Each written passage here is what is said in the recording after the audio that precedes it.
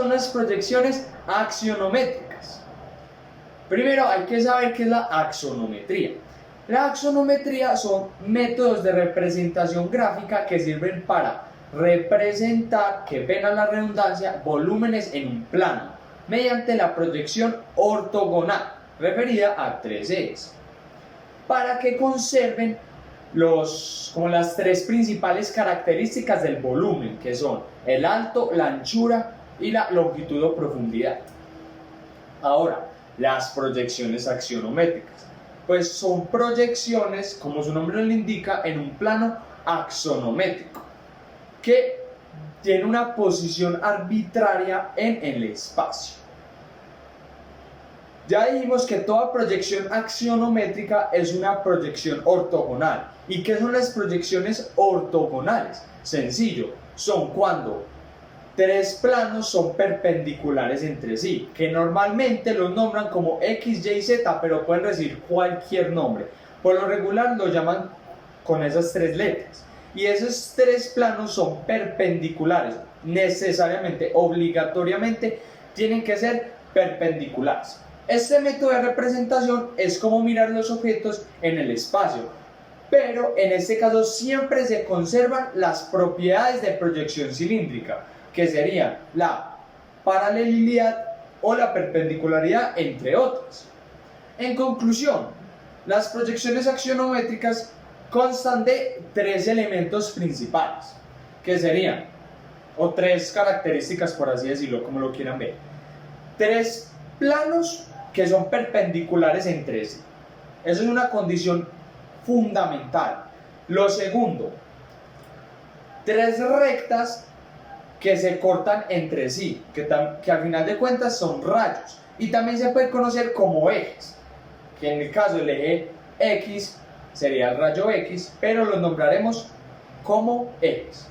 Y los puntos donde se conectan o intersecan esos tres ejes, que sería el vértice.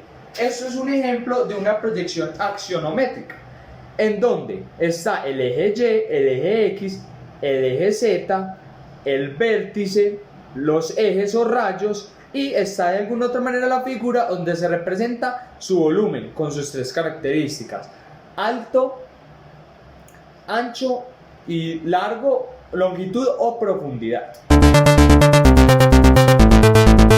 Proyección isométrica. La forma más comúnmente utilizada de proyección axonométrica en el dibujo de ingeniería.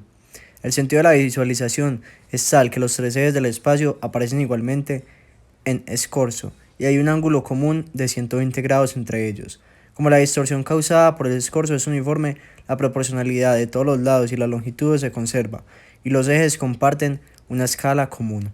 Esto permite que las mediciones sean leídas o tomadas directamente del dibujo.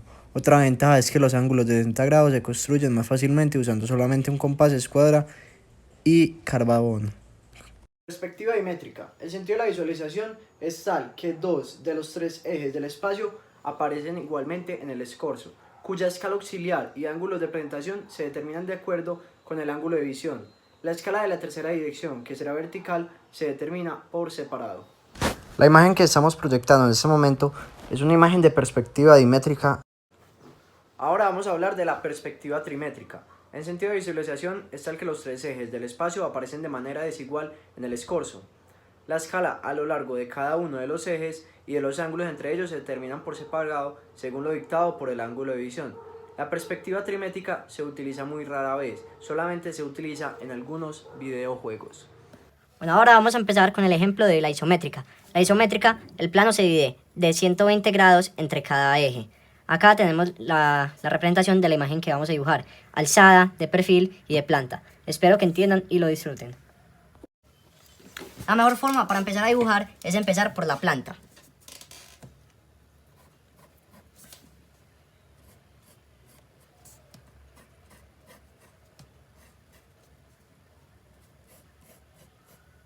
La cual les debería quedar algo así. Luego podemos continuar fijándonos en cuánto de alto tiene esta sección de acá, la cual es esta mirándola de perfil. Y vemos que va hasta el tope.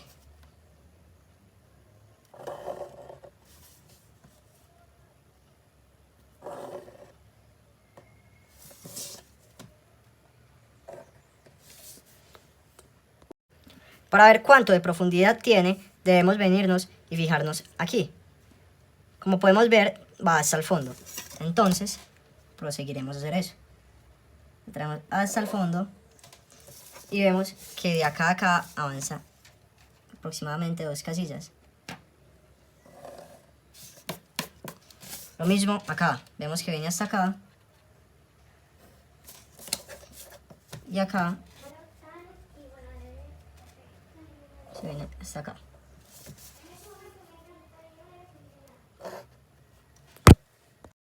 Luego podemos continuar con esta parte de acá. Acá nos podemos fijar que se eleva 1 de 3.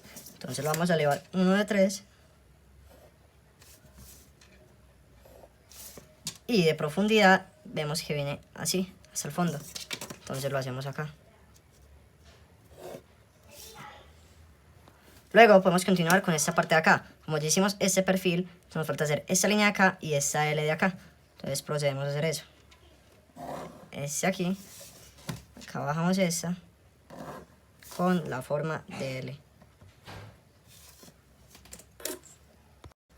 Y para continuar debemos profundizar esta letra de L, esta forma de L hasta el fondo.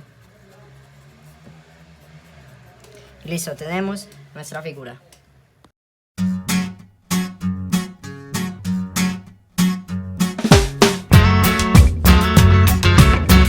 La perspectiva caballera se basa en dibujar objetos nuevamente en 3 ejes, pero en donde 2 de estos, que son el eje Z y el eje X, forman entre esos dos un ángulo de 90 grados. Y el tercer eje, que ya sería el eje Y, sería un ángulo variable.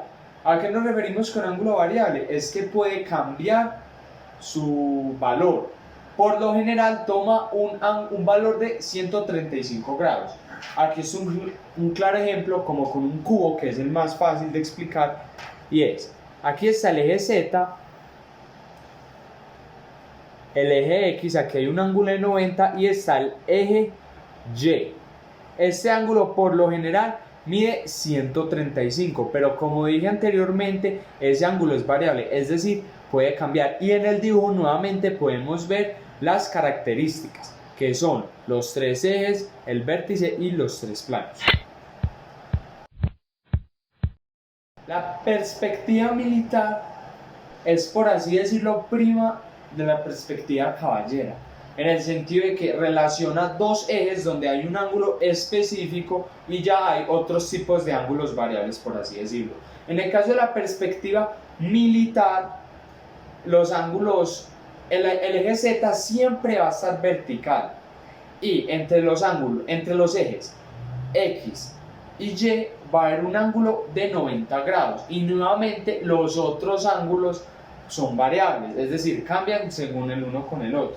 Aquí está un ejemplo nuevamente con un cubo, en donde el eje Z claramente siempre está vertical, entre el X y el Y hay un ángulo de 90 grados, y estos dos ángulos cambian, son variables. Por lo regular, este ángulo toma valores o de 120 grados, de 135 o de 150.